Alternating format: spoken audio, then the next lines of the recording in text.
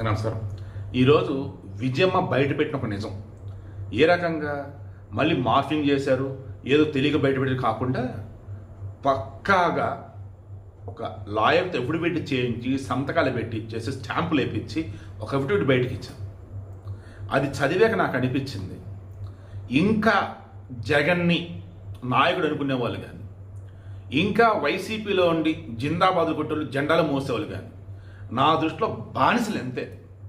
బానిసలు no doubt. ఇంక అందులో లేకపోతే తల్లిని చెల్లిని బయటికి నెట్టాడు, మరలా వాళ్ళ మీద భయంకర నిందలేపిస్తున్నాడు. అది సాక్షిలో వైసీపీ వాళ్ళ చేత వాళ్ళ చేత వీళ్ళ చేత భరించింది కన్న తల్లి అండి పాపం బయటకు వచ్చింది, నిజం చెప్పింది. వైఎస్ రాజశేఖర రెడ్డి మరణించేంత వరకు ఉన్న ఆస్తులు ఏవైతున్నాయో అవన్నీ కూడా కుటుంబ ఆస్తులు.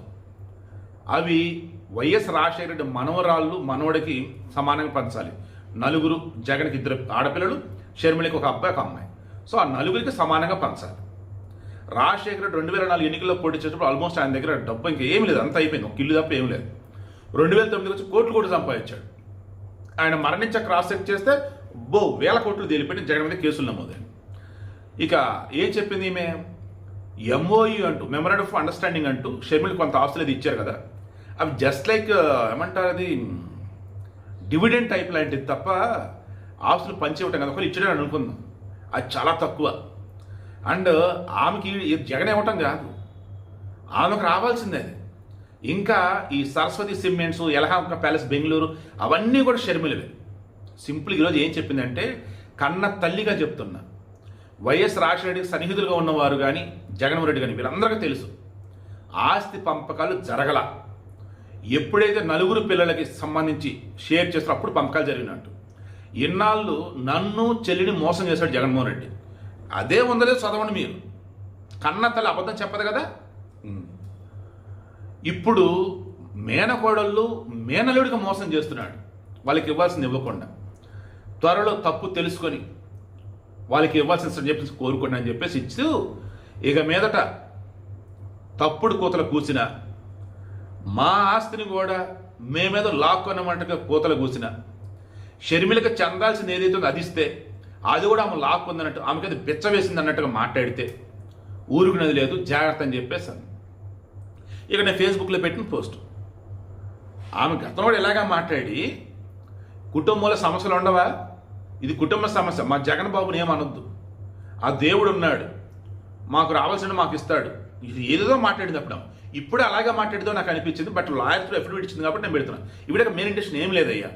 నేను గతంలో చాలాసార్లు చెప్పాను, వైసీపీలో ఉన్న జై జగన్ అని అనుకుంటూ ఉన్న మీ వేలుతో మీ కన్ను పొడుచుకోవటమే, మీ కుటుంబాన్ని మీరు రోడ్డు నేసుకోవటమే. ఓవరాల్గా సింపుల్ ఒక మాటలో చెప్పాలంటే, నీతి, న్యాయం, ధర్మం అన్నవి మీకు తెలియదు. స్వార్థం, చెల్లిని తల్లిని కూడా డబ్బు కోసం రోడ్డుని పడేయటం, కుటుంబంలో బంధాలు ఇవేమి ఉండవు. స్వార్థం, అబద్ధం, మోసం, ఇవే మీకు అలవాటు అయిపోతాయి. నిజంగా మీరు మారాలనుకుంటే వైసీపీ నుంచి బయటికి రండి. నిజంగా మీరు చదువుకున్న వారైనా విజయమ్మ చెప్పి నిజమని అనుకుంటే జగన్ ఇక జీవితంలో నాయకుడు అనుకోకండి. నాలుగు నుంచి ఇదే చెప్తున్నా. 2023లో చెప్పా, జగన్మోహన్ రెడ్డి అసలు పరిపాలకుడిగా ఫెయిల్ అయ్యాడు, వైసీపీకి సంబంధించి అధికారం ఉండే అర్హత లేదు.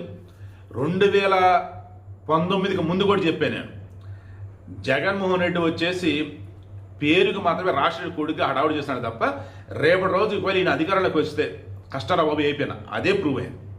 2024 ఎన్నికలకు ముందు చెప్పా, ఇక వైసీపీని ఓడిస్తారు జనాలన్న, అదే జరిగింది. ఇప్పుడు ఒకటే చెప్తున్నా, అప్పుడు ఒకటే చెప్పా, ఒకే ఒక్కటి మరలా రిపీట్ చేస్తుంది. ఏంటంటే, జగన్మోహన్ రెడ్డికి నాయకత్వ లక్షణాలు లేవు. వైసీపీ ఒక నీతిమాలిన పార్టీ. అన్నిటికి మించి వైసీపీలో ఉన్న వాళ్ళు ఎవరైనా కనుక ఉంటే వారిని అజ్ఞానులుగా బానిసగా చేసుకొని ఈ రాజకీయ పబ్బం గడుపుకుంటాడు జగన్మోహన్ రెడ్డి. ఇప్పటికన్నా మారండి.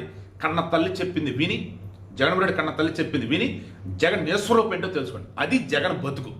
ఏంటో బతుకు? మోసం, దగ, కుట్ర, తల్లిని చెల్లిని కూడా రోడ్డుని పడేశాడు. అదేమంటే వాళ్ళని అనరాని మాటలు వాళ్ళ వైసీపీ చేత అనిపిస్తూ ఉన్నాడు, పేటీఎం కుక్క చేత అనిపిస్తూ ఉన్నాడు. ఎంత బాధపడితే తల్లి ఈరోజు వచ్చి ఒక లాయర్ అఫిడవిట్తో నిజం బయటపెట్టిందో చూడండి.